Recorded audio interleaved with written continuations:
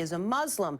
This during a rally last week in New Hampshire. Ever since that moment, the search has been on for the man who's only known as Bill. He's the guy who asked the question, and Diane McInerney has some of the latest clues to his identity.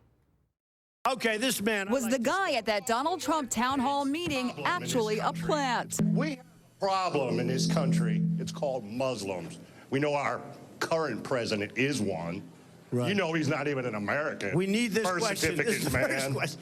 Now many are wondering if the whole thing was a setup intended to embarrass Trump. That to me seems like a complete plant. It was a setup. It just sounds fake, it's a joke, and phony, right? and ridiculous. It's almost comical the way that was delivered. Heightening the mystery, no one has been able to ID the guy.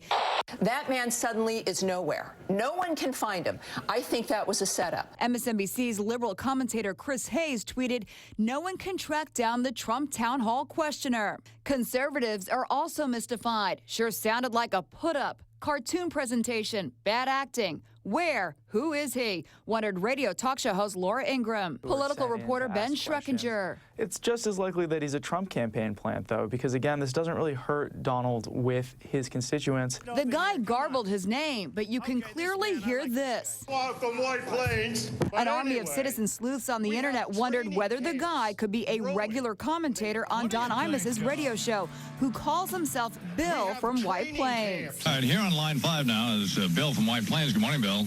Good morning, man. How are you? It's Bill from White Plains. Yeah. Bill from White Plains is actually a running joke. His character is played by a sports announcer named Mike Breen, and he doesn't look anything like Trump's questioner.